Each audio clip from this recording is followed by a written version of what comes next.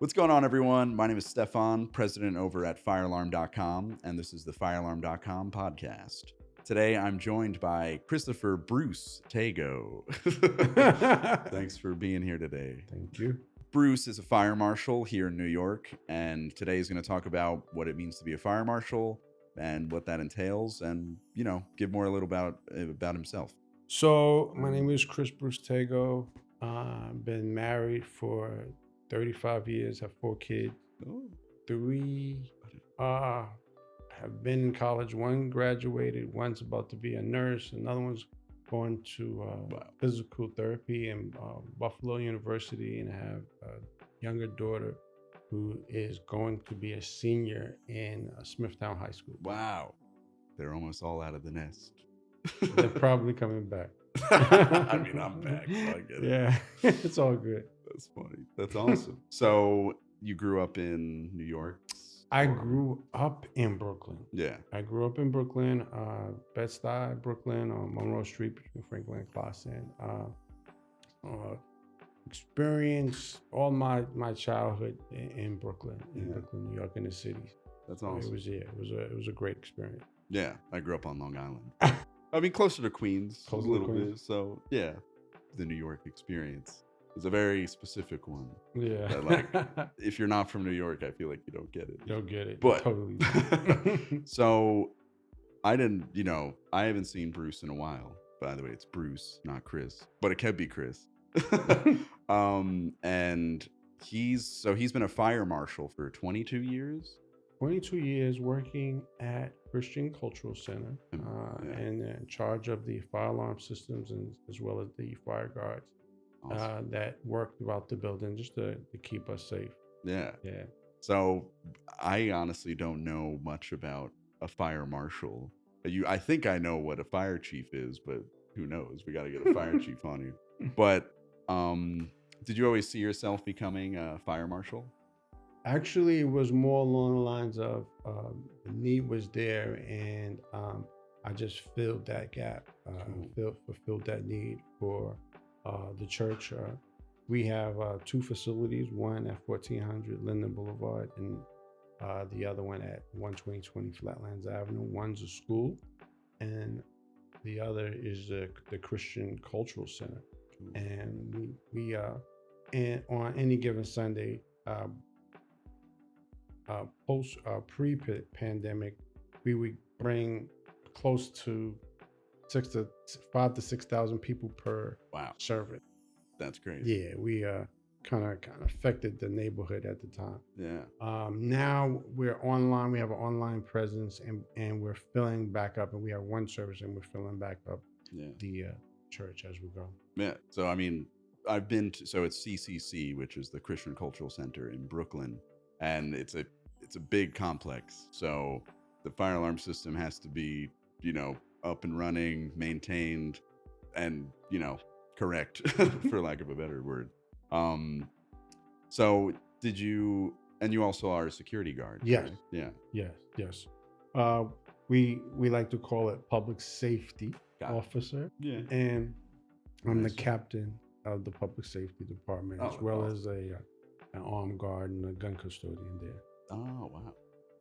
What training or certifications? We could be specific or not specific, or like what order did you have to get them in? Okay. Usually we start off with the fire guard license, which is like the FO3. Yeah, FO2.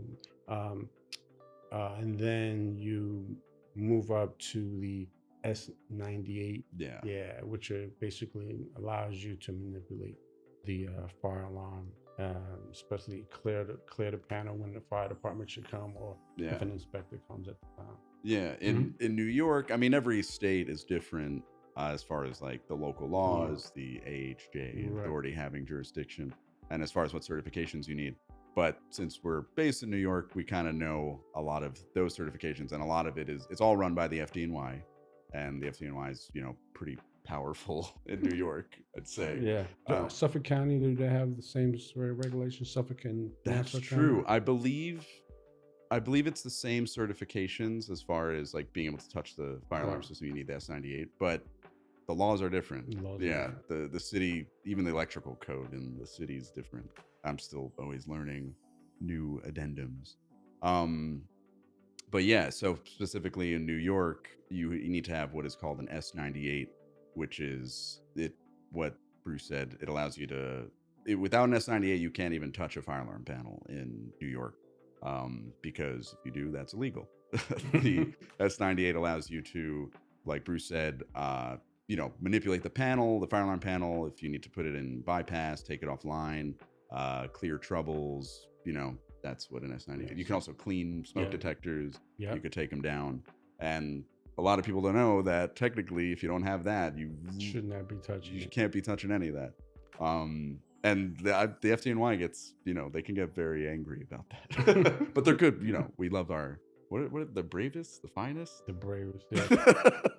I should know that. But so yeah, the FO3 fire guard license. I never heard of that one, but that's cool. And then S98. Yeah. And then is there another one? No. There's a lot, right? There's a lot of them.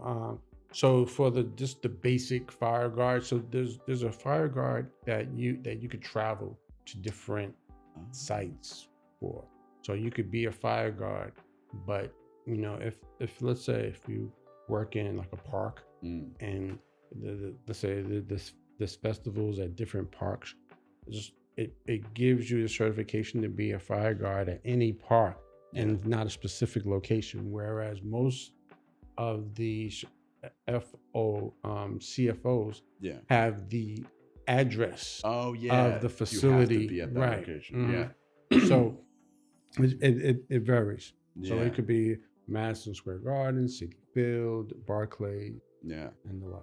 Yeah, I'm glad that you know this stuff. It's so cool. But what panel is that CCC? So we have the EST3. Yeah. Not the ES4, but EST3 panel, and it works well for us. And we're able to control it while we do haze in the larger auditoriums, and we just actually do the maintenance on it once a month. We get it checked out by the alarm company.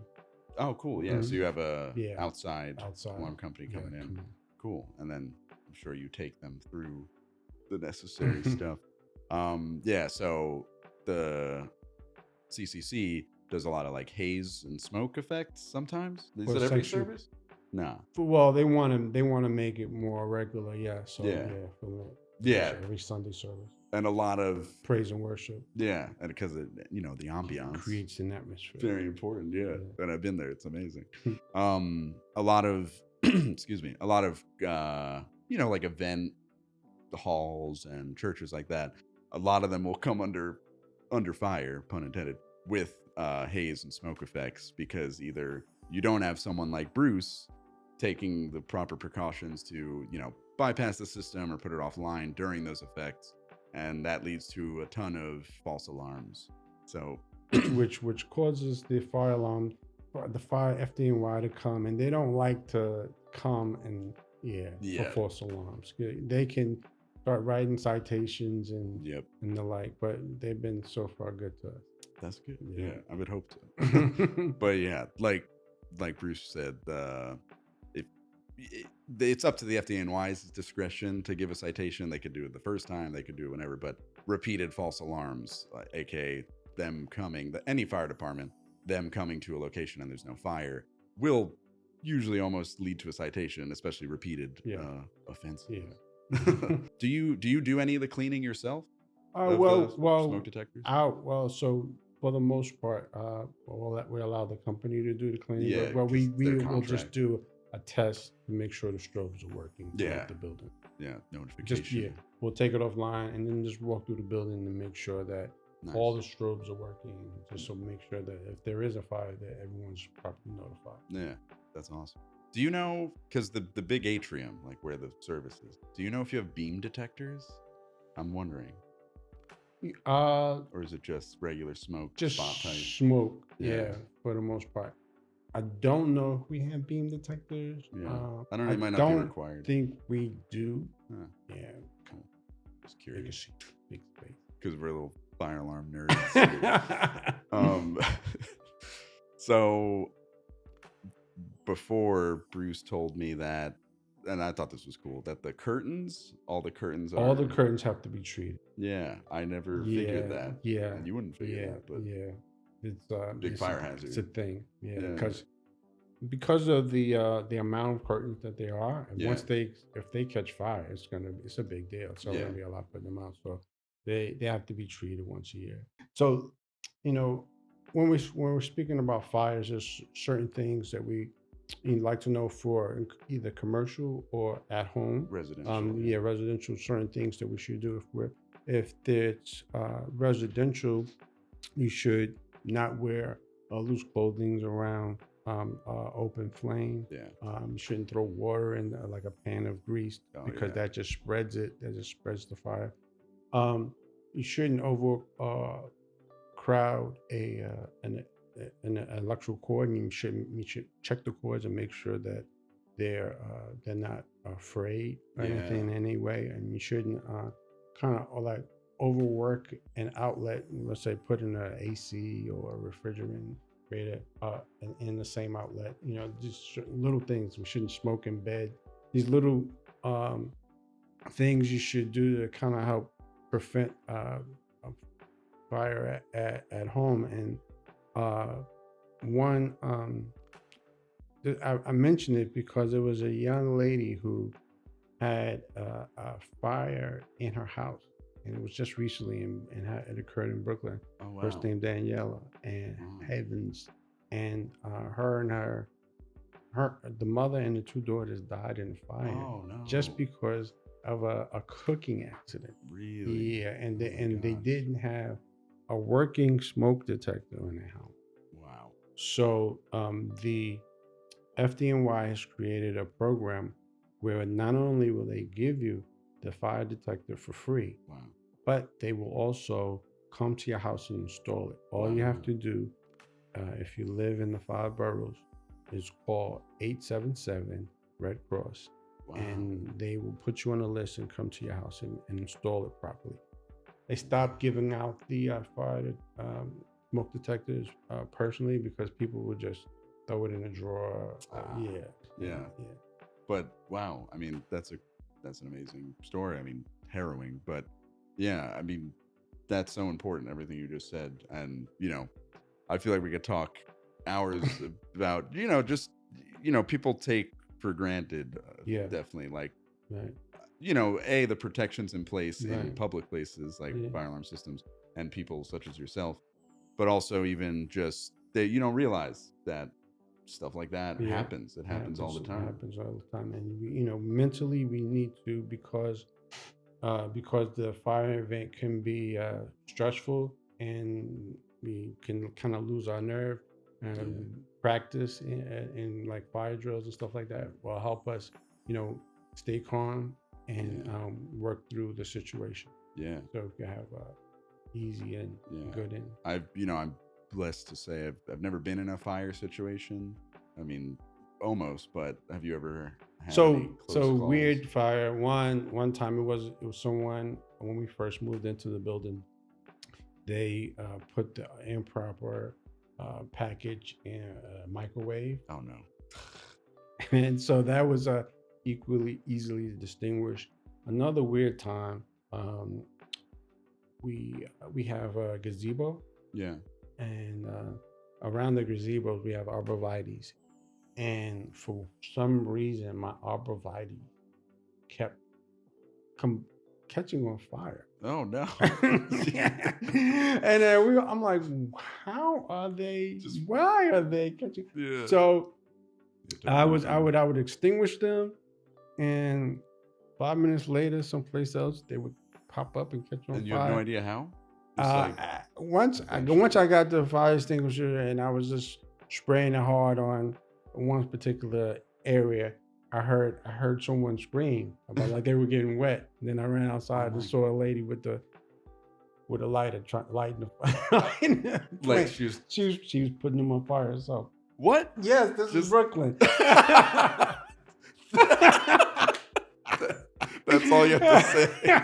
It's Brooklyn. You just lighting them on fire. That's crazy. Yeah, that Oh my was God. weird. Yeah. And I mean, you've mentioned extinguishing. Yeah. That's obviously super important. Yeah. I guess I should talk about. Yeah, I mean, everyone needs to have a fire extinguisher. Everyone needs to have a fire extinguisher. There are multiple types of fire extinguishers. Yeah. There's A, there's a B, there's a C, there's Yep. a D. Yeah. The A is usually for like wood and debris, and you can some water fire extinguishers. There's a ABC, which is like a CO2, which is for the wood and debris, the electrical, and some liquid and gas fire. Yeah. So it's good to know what type of equipment that you have in your vicinity, and so that will dictate what type of fire extinguishers you will get. There are specific fire extinguishers for kitchens because of the grease. Yeah, and grease fires are always. That's, I feel like, the most cause in kitchens is grease fires. But yeah, like Bruce said, and especially on firealarm.com, we have a lot of resources outlining the different classes of fires, what extinguishers you should be using, and we have them all available. So if you do go to firealarm.com, at work, give us a call. We help you out in choosing which fire extinguisher you need. And like Bruce said, you definitely want a specific one for your kitchen. You want a specific one near your grill, because it's all different substances. And they all burn different. And they burn at certain greases burn at a higher level. So you want something that there's like the powder fire extinguishers. Yeah. For, the dry agent. For a dry agent, Yeah. Or the liquid propane gas or something like that. Yeah. Mm-hmm. And then you did, I don't know if you touched upon like the evacuation plan. Okay. Yeah. So the evacuation plan in the event of a fire. In the event of a fire, basically letting everyone know that you have at least two ways of egressing. If the fire is on the north side, the south side is available, and vice versa. So it's giving you options to think through how to just get out of the building and get away from the fires as quick as possible. Yeah, and I believe it's code, but do you have it posted somewhere, right? So we have it. Actually, there are some posts around the building, which just shows the evacuation route for you. And just to put it all together, excuse me. A lot of people think the Starbucks need to have those, but if you're at your home, you should really think about this because. I mean, unfortunately, I think fires in homes specific there, it's always when you least expect it. You never think it's going to happen to you. Right. We both know Joe.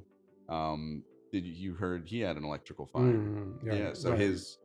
When the fire department never figured it out, but similar, luckily no one got hurt, but his entire second floor burnt completely because of they think it's like a power supply that went bad or something.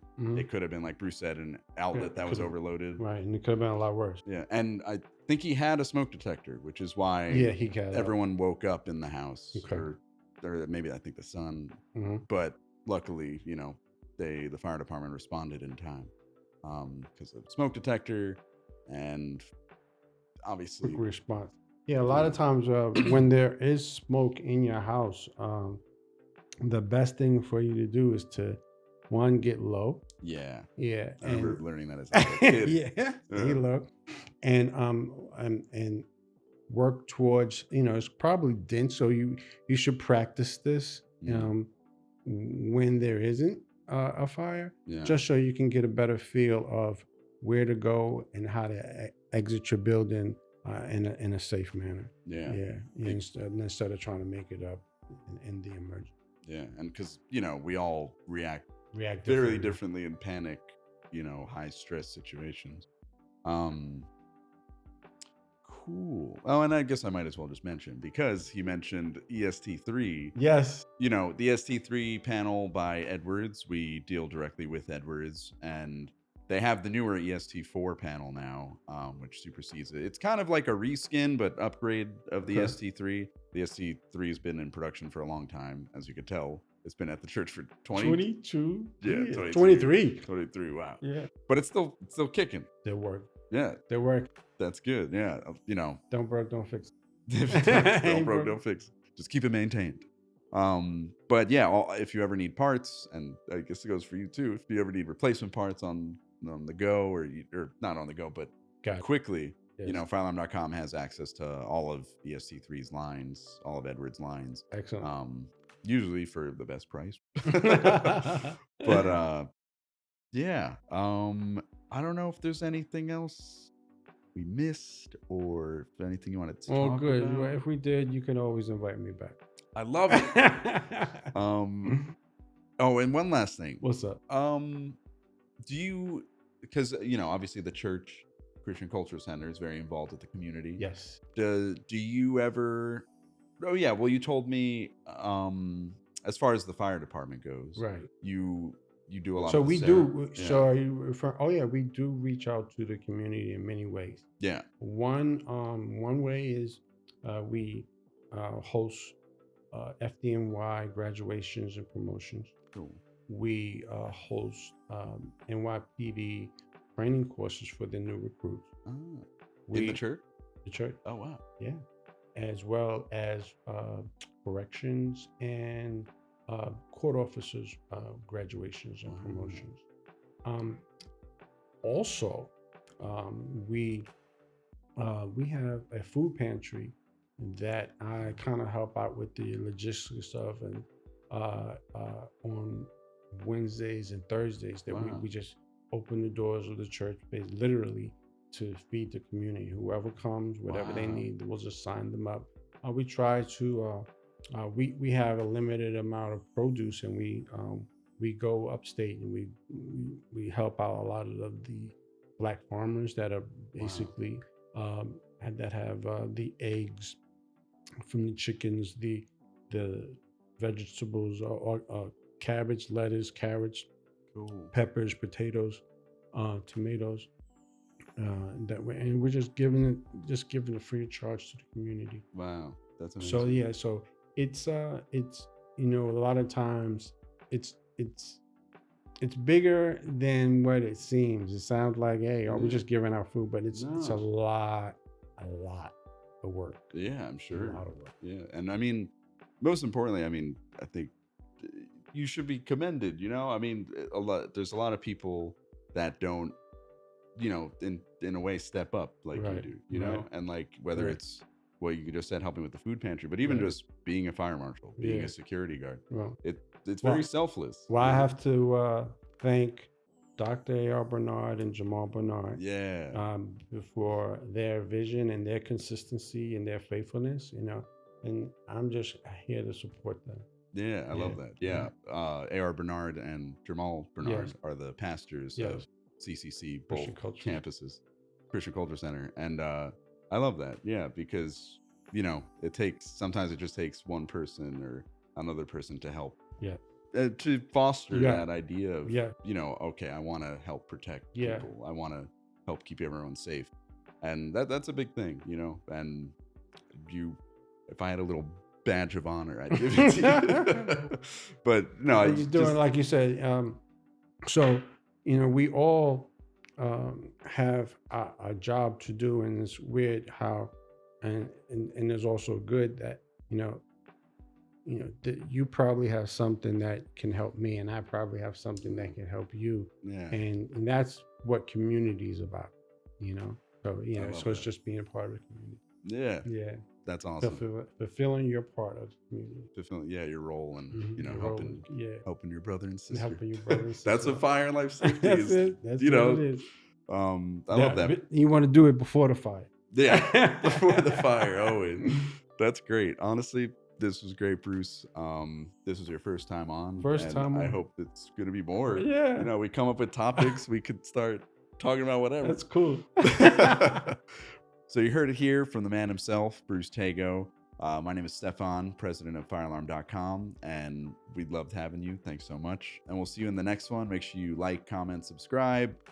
give your experiences on fire and life safety, or if you're a fire marshal, or we'd love to hear from you, whatever it is. If you leave a comment or email us, we'd love to hear from you. Thanks so much.